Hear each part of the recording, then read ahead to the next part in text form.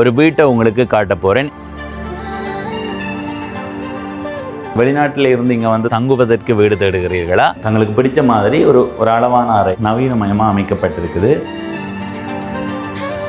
ஒரு பெரிய மகிழும் பகுதி, 4 படுக்கை அறை இருக்குது, சலவை இயந்திரம் இருக்குது, குளிரூட்டி இருக்குது, மின் விசிறி இருக்குது.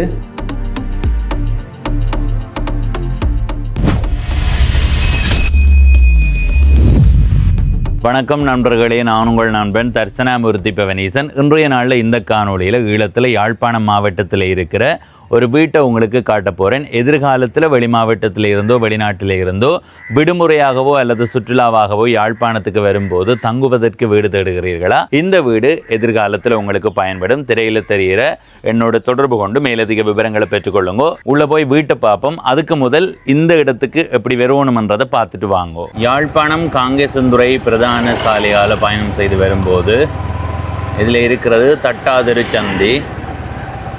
இதில் பாருங்கோ, அரசடி வீதி என்று இருக்குது. இந்த அரசடி வீதியால் பயணம் செய்து கொஞ்சம் தூரம் போகணும்.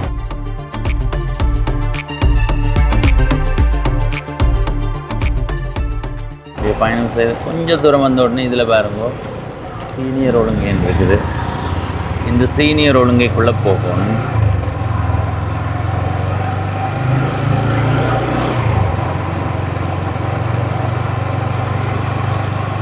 வரும்போது இதில் ஒரு பெரிய வீடு இருக்குல்லோ, இதுக்கு பக்கத்தில் பாருங்க ஒரு ஒழுங்கை இருக்குது.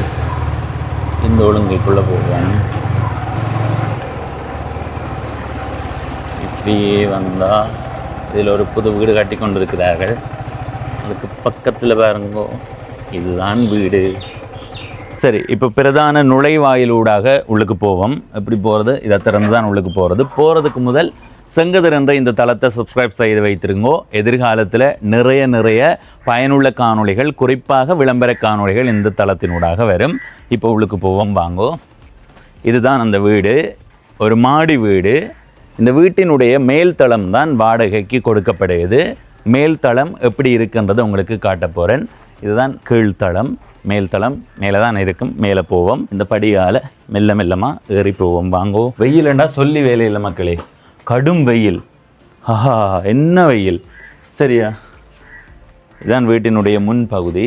சரியா, இதுதான் வரவேற்பு பகுதி, மேல்தளத்தினுடைய வரவேற்பு பகுதி. இதுதான் நிறைய பூச்சாடிகள் வைத்திருக்கு பாருங்கோ. இப்படியே பின்னுக்கும் பாருங்கோ, நிறைய பூச்சாடிகள் வைத்திருக்கிறார்கள். இதுதான் வரவேற்பறை. இதால் தான் உள்ளுக்கு போகணும். வந்து இதில் இருக்கலாம். உள்ளுக்கு போகிறதுக்கு முதல் இந்த பகுதியில் ஒரு அறை இருக்குது. கூடுதலாக இதை எப்படி பயன்படுத்தி கொள்வார்கள்டா, ஒரு வாகனத்தில் ஒரு குடும்பம் வருதுன்னு சொன்னால் அவர்கள் வாகனத்தினுடைய ஓட்டுநருக்கு ஒரு படுக்கை அறை கொடுக்கணும்னு யோசிப்பார்கள். அப்படி கொடுக்கணும்னு யோசித்தா அவருக்கு இந்த படுக்கை அறையை கொடுக்கலாம். அல்லது ஒரு பெரிய குடும்பமாக வரும்போது இந்த படுக்கை அறையையும் பயன்படுத்தலாம். வாங்கும், இதுதான் அந்த படுக்கை அறை. மின்விசிறி இருக்குது. அப்படியே வெளியில் பாருங்க, மரங்கள் முன்னுக்கு பச்சை பசையில் என்று இருக்குது. அளவுக்கு அதிக மரங்கள்னு சொல்ல முடியாத அளவான மரங்களோட முன்னுக்கு பார்க்குற இடமெல்லாம் பச்சை பசையில் தான் இருக்குது. சரி, இதுதான் வீட்டினுடைய முன்பகுதி. தரைப்பகுதியை பாருங்கோ, மாபிள் போடப்பட்டிருக்குது. இந்த மாபிள் ரெண்டுக்கும் வித்தியாசம் இருக்குது. இது தனி வெள்ளை. உண்மையாக அவ்வளோ சுத்தம் செய்தாலும் அது ஏதோ ஒரு வகையில் எங்களை அதிருப்திப்படுத்தி கொண்டே இருக்கும். அங்கே இருக்கிற மாபிள் நல்லா இருக்குது. அதே உள்ளுக்கு போட்டிருந்தால் இன்னும் சிறப்பாக இருந்திருக்குமோன்னு நான் யோசிக்கிறேன். மேல் பகுதியெல்லாம் பார்த்துருப்பீங்க. இந்த மாதிரியான காணொளிகளை பதிவிடும்போது நீங்கள் எதிர்காலத்தில் இங்கே வந்து தங்குறதுக்கு வாய்ப்பு இருக்குது. அதை விட ஒரு புதிய வீடு கட்டணும்னு யோசிக்கிறவர்களோ இந்த மாதிரி ஒரு வீட்டை கட்டலாம், அல்லது இந்த வீட்டில் எது சிறப்பாக இருக்குன்றதை பார்த்து அதை உங்களுடைய வீட்டில் சேர்த்து கொள்ளலாம். அதுக்காகவும் இந்த காணொளி பதிவு செய்யப்படுது. உள்ளுக்கு போகுமாங்கோ. விளம்பர காணொளிகள் இனி இந்த தளத்தில் தான் வரும். வந்தால் இந்த பகுதியில் பாருங்க, ஒரு பெரிய மகிழும் பகுதி. மேலே 2 மின் விசிறி சுழண்டு கொண்டு இருக்குது. மின் ஒளியை பார்த்தீங்களா, மின் விளக்கு பார்த்தீங்களா? அதே மாதிரி கதவை பார்க்கும்போதே உங்களுக்கு விளங்கும் இது சாமி அறை. மணி போடப்பட்டிருக்குது. இந்த வீடு எனக்கு பிடிச்சிருக்குது காரணம் என்னென்னா, நாங்கள் எல்லாருமே சாமியறைக்காக பெரிய அறையை தேர்வு செய்கிறோம். 10 அடி 12 அடி 15 அடி என்று சொல்லி அந்த சாமியறையினுடைய நீளம் வந்து அதிகமாக இருக்கும். ஆனால் அதுக்குள்ளே சாமி மட்டும்தான் இருப்பார், வேறு எதுவுமே அங்கே செய்ய முடியாது. அப்படியான ஒரு சூழல்ன்றது இருக்கும்போது சாமியறை அளவாக அமைச்சு கொண்டால் அது மிக பயனுள்ளதாக இருக்கும். அப்படி இந்த வீட்டில் இந்த சாமியறை அமைக்கப்பட்டிருக்குது. உள்ளுக்கு வாங்கோ. இவ்வளவும் தான் சாமியறை பாருங்கோ. சரியா, இதுதான் சாமியறை. அதுவும் வந்து ஒரு மரத்தில் செய்யப்பட்ட ஒரு அமைப்பு, கோபுரம் மாதிரியான அமைப்பில் இருக்குது. தம்பி உங்களுக்கு கோபுரத்தை தெரியாதுன்னு கேட்கக்கூடாது. தங்களுக்கு பிடிச்ச மாதிரி ஒரு அளவான அறை. எனக்கு தெரிஞ்ச ஒரு அகலம் 4 அடி அப்படி வரும், 4-5 அடி அப்படி வரும். நீளம் ஒரு அந்த முன்னுக்கு மாதிரி ஒரு 10 அடி அந்த மாதிரி வரும்னு நினைக்கிறேன். 1 2 3 4 5 சரி 10 அடி அப்படி வரும். 2 அடி மாபிள் அப்படி வரும். இப்போ முதலாவது படுக்கை அறைக்கு போவோம் வாங்கோ. மற்ற இடங்களில் பார்த்தா இப்போ எங்களுடைய வீட்டில் எல்லாம் இதுதான் சாமியறை, ஏன்னா எல்லார வீட்டையும் அப்படித்தானே. ஆனால் இங்கே இது படுக்கை அறை, அந்த இடத்து சாமியறை இருக்குது. வாங்க உள்ளுக்கு. இது முதலாவது படுக்கை அறை. ஒரு பெரிய கட்டில் இருக்குது, 2 பேர் நித்திர கொள்றதுக்கு ஏற்ற மாதிரியான ஒரு படுக்கை அறை. குளிரூட்டி இருக்குது, மின் விசிறி இருக்குது. இதில் உடுப்பு போட்டு எடுக்கிறதுக்கான க்ரில், அதுதான் க்ரில் தான். சரி, அப்படி வந்தீங்கன்னா அடுத்ததாக இந்த இடத்துல ஒரு படுக்கை அறை இருக்குது. இதுலேயுமே 2 பேர் நித்திரை கொள்றதுக்கு ஏற்ற மாதிரியான கட்டில் இருக்குது, உடுப்பு போட்டு எடுக்கிறதுக்கு ஏற்ற மாதிரியான அமைப்பு. அதை விட கண்ணாடி இருக்குது. இதுக்குள்ளே மின் விசிறி இருக்குது, இதுக்குள்ளே குளிரூட்டி இல்லை, மின் விசிறி இருக்குது. சரி, அப்படியே வெளியில் வாங்கோ. இதில் ஒரு படுக்கை அறை இருக்குது பாருங்கோ. இதில் ஒரு படுக்கை அறை, மின் விசிறி இருக்குது, குளிரூட்டி இல்லை. இது ஒரு அளவான சின்ன படுக்கை அறை. அதே மாதிரி இப்படியே பாருங்கோ, இதில் இருக்கிறது குளியலறை. இந்த வீட்டுக்கண்டு ஒரே ஒரு குளியலறை பொதுவான குளியலறையாக இருக்குதுன்றது இந்த இடத்த பதிவு செய்து கொள்கிறேன். அடுத்தது இதில் இருக்கிறது சாப்பாட்டு மேசை. ஒரே பலகை இல்லை பலகை பொறுத்து இருக்கு, நான் ஒரே பலகை வந்தீங்கன்னா இது சமையலறை.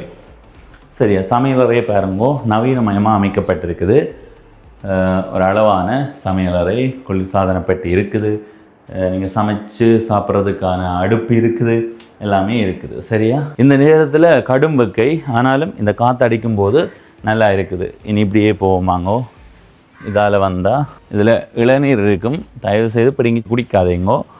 சரியா, அப்படியே வாங்கோ. இதுக்குள்ள ஒரு கழிப்பிடம் இருக்குது. இந்த இடத்துல சலவை இயந்திரம் இருக்குது, இதையும் நீங்கள் பயன்படுத்தி கொள்ளலாம். அடுத்தது இந்த இடத்துல பாருங்கோ, இந்த மரத்தை சுற்றி கொடி ஒன்று படர்ந்துருக்குல்ல, இது உண்மையாகவே எனக்கு நல்லா பிடிக்கும். எங்கள் வீட்டையுமே பலா மரத்துலேயும் கமுகு மரத்துலேயுமே படர்ந்துருக்குது. இது வரைக்கும் இந்த வீட்டு பகுதி எப்படி இருக்குன்றதை காட்டி இருக்கிறேன். இதால் போவோம் வாங்கோ. இதால் வந்தாலும் வீட்டுக்குள்ளே நுழையலாம். 4 படுக்கை அறை இருக்குது, சமையல் அறை இருக்குது, குளிர்சாதன பெட்டி இருக்குது, ஒரு அறைக்கு குளிரூட்டி இருக்குது, மின்விசிறிகள் இருக்குது. அதை விட சலவை இயந்திரம் இருக்குது. எதிர்காலத்தில் நீங்கள் யாழ்ப்பாணத்துக்கு வரும்போது ஒரு நாள் தங்குறதுக்கு யோசிக்கிறீர்களா? திரையில் தெரிகிற வாட்ஸ்அப் எண்ணோட தொடர்பு கொண்டு மேலதிக விவரங்களை பெற்றுக்கொள்ளுங்க. வாடகை என்ன மாதிரி இருக்குது, உங்களுக்கு பொருத்தமாக இருக்கான்றதை பார்த்து வந்து நீங்கள் தங்கலாம். இன்றைக்கி நாங்கள் பார்க்கும்போது இந்த வீடு சிறப்பாக இருக்குது, ஆனால் நீங்கள் வரும்போது சிறப்பாக இருக்குதுன்றதை நீங்கள் பார்க்கணும். எனவே நீங்கள் வெளிநாட்டில் இருந்து இங்கே வந்து தங்க போகிறீங்களன்னு சொன்னால் உங்களுடைய நண்பர்களையோ உறவுக்காரர்களோ யாரோ ஒரு ஆளை அனுப்பி இந்த வீட்டை வந்து பார்க்க சொல்லுங்க. பார்த்ததுக்கு பிறகு அவர்களுக்கு பிடிச்சிருந்தால் வந்து தங்குங்க. ஏனெண்டா இப்போ திடீர்னு வந்து ஒரு நாள் தங்கி போட்டு போகிறது வேறு. நீங்கள் ஒரு கிழமை 2 கிழமை தங்க போகிறீங்கன்னு சொன்னால் விலை சரியாக இருக்கிறதா, சூழல் சரியாக இருக்கிறதா, குளியலறை சிறப்பாக இருக்கிறதா, தங்கி இருக்கும்போது என்னென்ன சேவைகள் எல்லாம் வழங்குவீங்கள், இந்த மாதிரி கேட்டு உங்களுக்கு அதில் உடன்பாடு இருந்தால் வந்து தங்குங்கன்றதை இந்த இடத்தை பதிவு செய்து கொள்கிறேன். இப்போ இந்த காணொலியிலிருந்து விடைபெறுகிறேன். இதுவரை செங்கதிர் என்ற இந்த யூடியூப் தளத்தை சப்ஸ்கிரைப் செய்யாதவர்கள் சப்ஸ்கிரைப் செய்து பக்கத்தில் இருக்கிற மணி பட்டன் பெல் ஐக்கானை அழுத்தி இணைந்திருங்கள். இதே மாதிரி உங்களுடைய வீடுகள், விடுதிகள், உணவகங்கள், உடுப்பு கடைகள், என்னென்ன வியாபாரம் செய்கிறீங்களோ அந்த வியாபாரங்களை விளம்பரப்படுத்த நினைத்தால் திரையில் தெரிகிற என்னுடைய வாட்ஸ்அப் எண்ணோட தொடர்பு கொண்டு மேலதிக விவரங்களை பெற்றுக்கொள்ளுங்க. நன்றி, வணக்கம்.